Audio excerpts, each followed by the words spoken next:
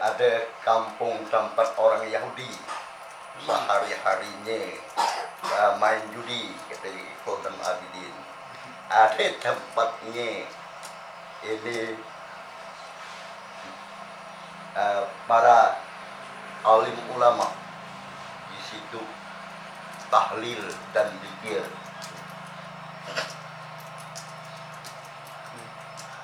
Maka dalam hati Putri Jabaidah, negeri Kembayat, negeri Irak itu sangat indah.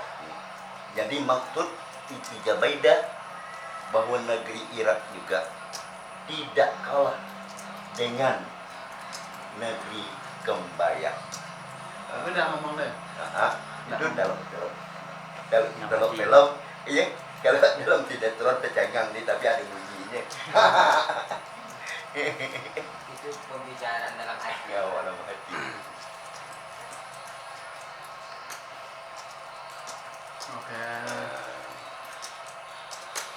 Setelah kapal belayar mendekatlah, sampailah di pelabuhan negeri Kembayat. Maka rakyat Kembayat mulai ribut, kapal dari mana yang datang ini.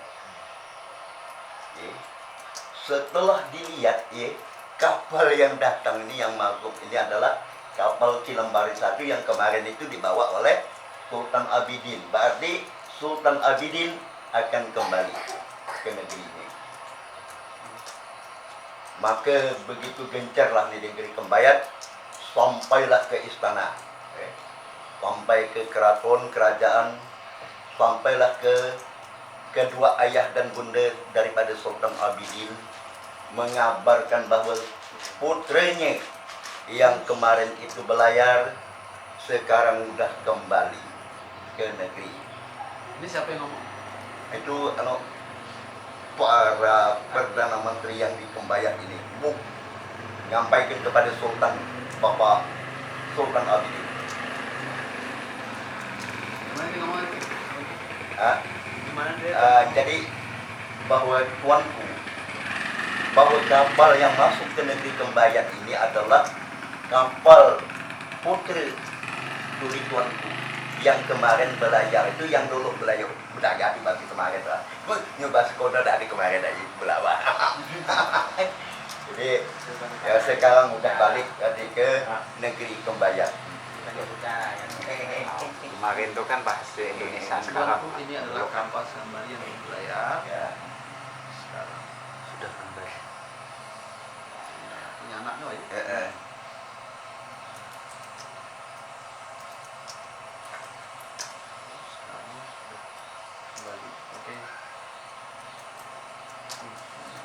Oleh Sultan mendengar kedatangan anak ini, begitu dengan bergembira, sukria, disambut dengan kedatangan anaknya dengan membawa seorang putri ini tadi.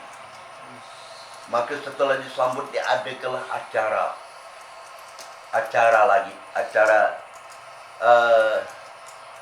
selamatan, maksudnya kedatangan itu 7 hari 7 malam dengan menghabiskan biaya yang begitu besar, adik kayu aja.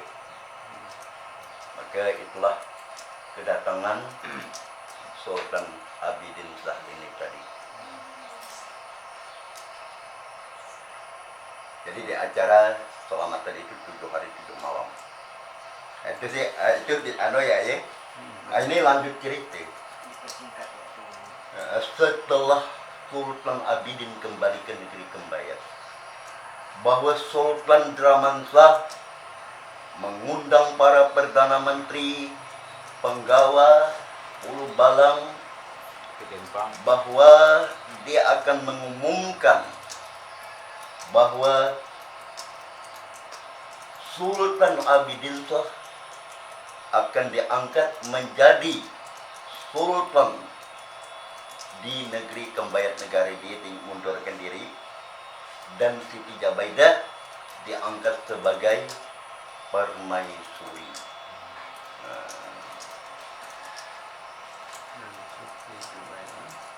Untuk tragedi yang di pulau Pulau Kering. Bukan, ini di Kembayat. Kembayat. Oh, Kembayat. Kembayat. Kembayat Negari. Oke, sip. Bahwa Sultan Abidin memerintah negeri Kembayat itu dengan begitu adil, negeri begitu makmur, ya, dan dibantu oleh Perdana Menteri Ulubalang. Jadi sehingga negeri Kembayat itu terkenal pada waktu itu di bawah pimpinan oleh Sultan Abidin Shah.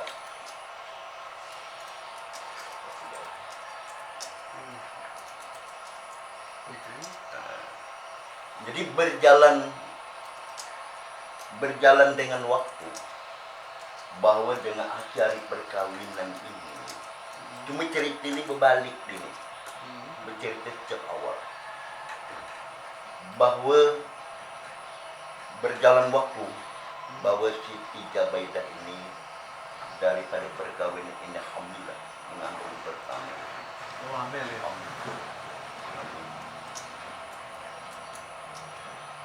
Bahwa di dalam kehamilan Siti Jabaidah inilah, di bawah pemerintah Sultan Abidin, datanglah datanglah istilah pemberontak ya dari negeri Cina, menuntut balas kepada Sultan Teramansa yang telah merampas dagangan pamannya dan awak kapal pada waktu itu dipenjara.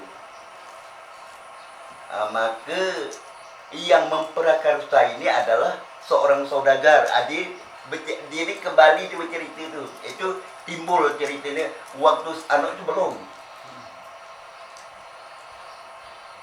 Bahwa pada pemerintah Dramantah ini ya, yang terkaya di negeri Kembayat itu adalah saudagarnya Asman. Saudagar Asman itu karena masuknya pedagang dari Cina ini, dia tidak mau dikalahi. Bahwa menurut saudagar Asman, pedagang-pedagang Cina harus ditangkap, barang-barang dirampas, orangnya dipenjara. Bahkan hanya satu yang dapat balik ke negeri Cina. Itulah selama itu dendam yang membara itu. Jadi dia dendam ini setelah Sultan Abidin Shah memerintah menjadi raja itu. Saya singkat jadi gini ya kalimatnya. Datanglah pemberontak dari negeri Cina pada Sultan Abidin Shah karena urusan dagang pada masa Sultan Dramantah. Tidak. Iya. Maka akhirnya keluar perang, ya. Maka melawan perang inilah. Maka terpaksa karena Perdana Menteri ini habis kalah, mau tak mau Sultan Abidin Shah juga keluar ke medan perang. Waktu itulah Sultan Abidin ditangkap oleh putri-putri Cina ini. Kalah Sultan Abidin Shah itu perang.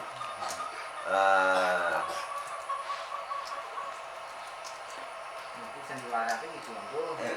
Ini perangnya. Untuk perang itu.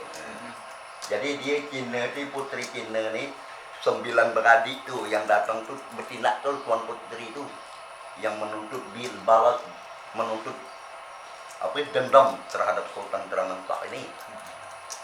Dia Kilan Suri, Kilan Jali, Kilan sebenarnya kayu itu lupa deh. Yang paling bungsu adalah Kilan Cahaya, itulah rajanya.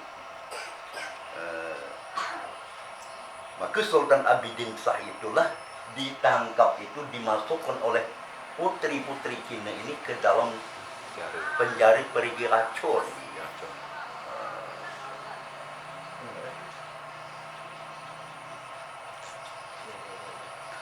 Oleh siapa namanya? Kilan Suri, Kilan Jali, Kilan Jali, Kilan Tongtu. Kilan Jauh, Tongtu.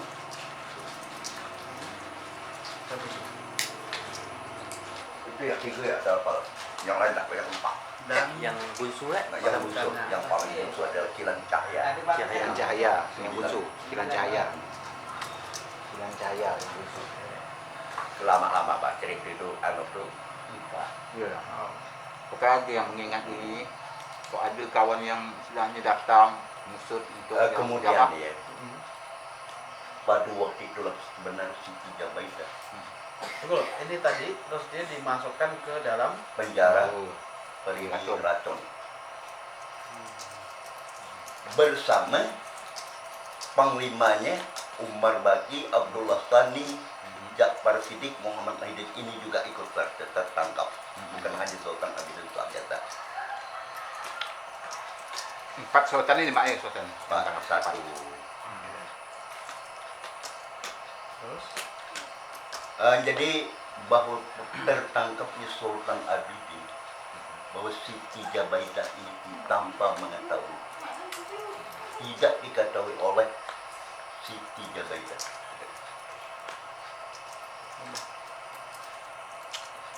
Bahwa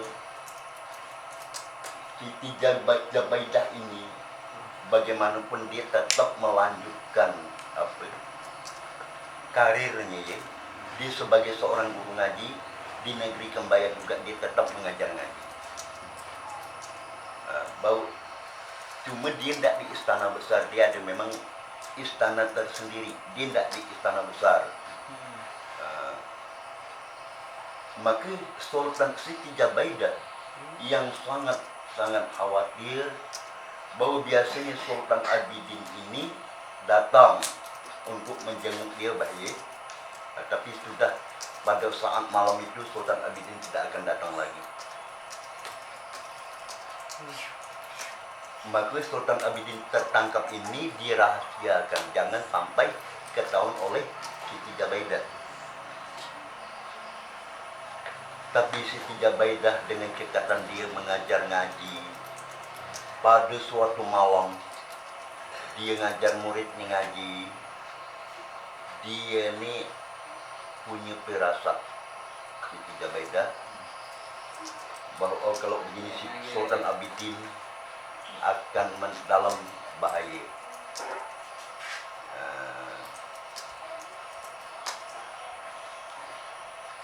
Sebenarnya hamil ini bersaudara tuh.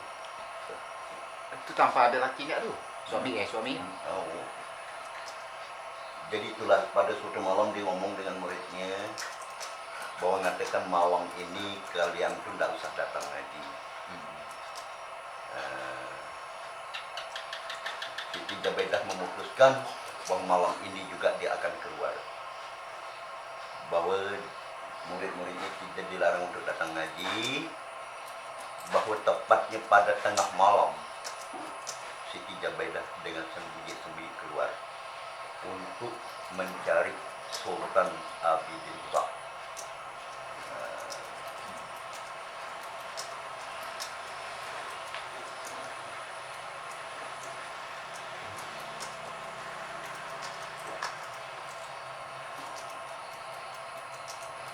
oke. Bahwa dalam di berjalan ini menyelusuri hutan, ya, bahwa dalam negeri juga tidak tahu kemana perginya di Siti Jabaidah. Bahwa dia berjalan pada suatu negeri, ujung negeri, ketemulah dengan salah seorang putri yang lari juga dari istana, yakni namanya Putri Siti Ruqyah. Kenapa Siti Ruqyah ini lari Istana dari Istana mana Kebayat ya? Hah? Lari dari Istana Kebayat ya? Bukan, Istana mana? dari Yunan, Oh. dari negeri Yunan. Jadi Siti Ruqyah ini adalah adik daripada Sultan Yunan. Karena lari kenapa dimaui oleh abangnya, maka dari itu dia lari. Maka kelarian Siti Ruqyah inilah ketemulah dengan Siti Jabaidah, bahwa sama-sama mengutarakan nasib bahwa Siti Jabaidah adalah kepergiannya dari istana adalah mencari suaminya yakni Sultan Abidin Shah. Sedangkan Siti Ruqyah itu adalah dengan kelariannya itu sebab abangnya yang berbuat kurang sungguh. Maka disitulah dia berjalan antara berdua itu. Maka dia nyamar jadi lelaki antara Siti Jabaidah. Maka enggak, belum, bukan gitu.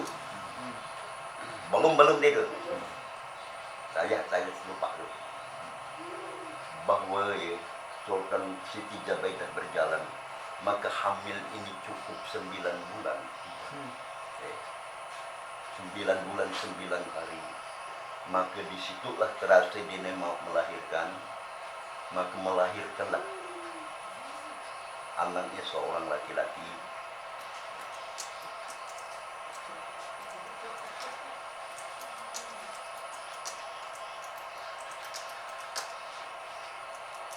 Yang diberi nama Sultan Ahmad Shah.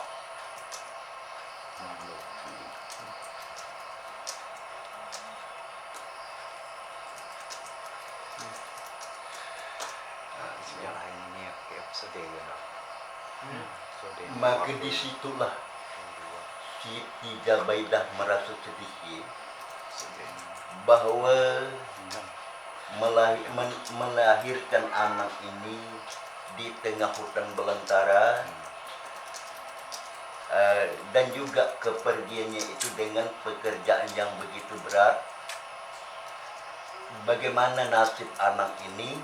Apakah akan dibawa atau ditinggalkan di tengah hutan itu? Maka dengan berat hati Siti Jabaidah akan meninggalkan putranya di tengah hutan itu.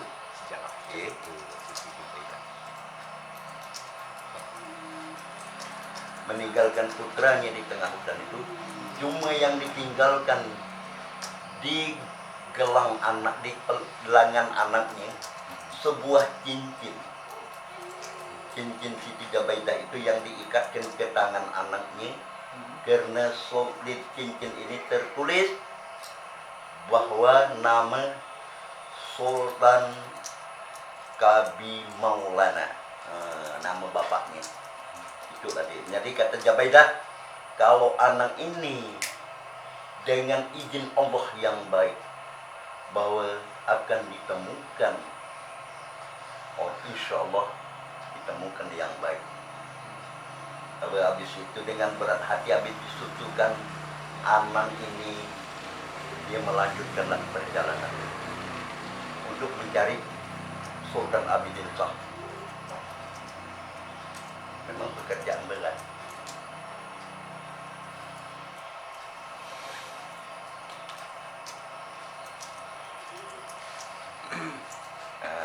Setelah ini timbul konon cerita lain, cerita lain lagi tu.